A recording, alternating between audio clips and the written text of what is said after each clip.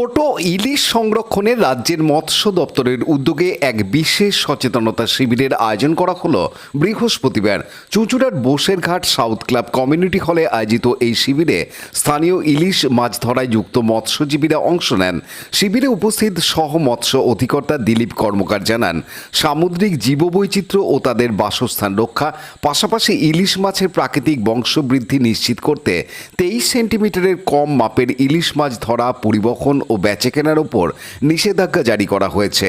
এই শিবিরের মূল উদ্দেশ্য হল মৎস্যজীবীদের মধ্যে এই বার্তা পৌঁছে দেওয়া। এই কর্মসূচির মাধ্যমেই হুগলি জেলা জুড়ে ধারাবাহিকভাবে আরও এমন সচেতনতা শিবির আয়োজিত হবে বলেও জানানো হয়। শিবিরে উপস্থিত ছিলেন হুগলি জেলা পরিষদের মৎস্য ও প্রাণী সম্পদ বিকাশ স্থায়ী সমিতির কর্মাধ্যক্ষ নির্মাল্য চক্রবর্তী, জেলা পরিষদ সদস্যা টিয়া পাত্র ও শাকিলা খাতুন সরকার, চুঁচুড়া পুরসভার কাউন্সিলর দেবযানী দত্ত, মুখ্য নির্বাহী আধিকারিক শান্তনু চৌধুরী প্রমুখ। আজকে প্রোগ্রাম সম্পর্কে একটু বলুন। আজকে আমরা এখানে হুগলি জেলা মৎস্য দপ্তরের উদ্যোগে এক দিবসীয় ইলিশ মাছ সংরক্ষণের জন্য একটি সচেতনতা শিবিরের আয়োজন করেছি।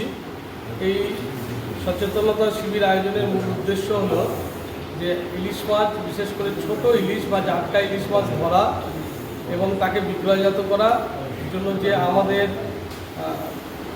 মেরিন ফিশারিজ অ্যাক্ট এবং ইনল্যান্ড ফিশারিজ অ্যাক্ট রয়েছে তার নির্দেশনা মেনে যাতে আমরা এই ছোটো ইলিশ না ধরি এবং বিক্রয় না করি, তাহলে কি হবে যে আমাদের বড় ইলিশ মাছ আমরা আমাদের বাঙালির পাতে তুলে দিতে পারবো এবং আমাদের যে সমুদ্র তাতে ইলিশ মাছ থাকে কিন্তু তারা ডিম পাড়ার জন্য আমাদের নদীতে প্রবেশ করে এবং এই সময় যদি নদীতে 90 মিলিমিটারের কম ফাঁসযুক্ত মনোফিলামেন্ট বা অন্য কোনো ধরনের জাল দিয়ে মৎস্যজীবীরা ইলিশ মাছকে ধরে নেয়, তাহলে ইলিশ মাছের যে পরিমাণ ভাণ্ডার আমাদের থাকা উচিত নেচারে, সেই ভাণ্ডারে টান পড়বে এবং বাজারে ইলিশ মাছের দাম বাড়বে এবং ইলিশ মাছের দোকান কমে যাবে।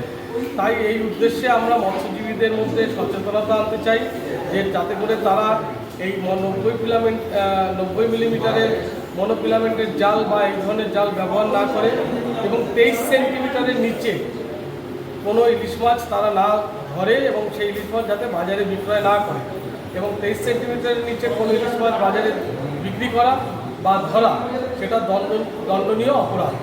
সেই কারণেই আমরা এটা সচেতন করতেছি। Shyamal Sinha report, Hooghly TV. Like, share, subscribe করুন হুগলি টিভি। খবর এখন বুক পকেট।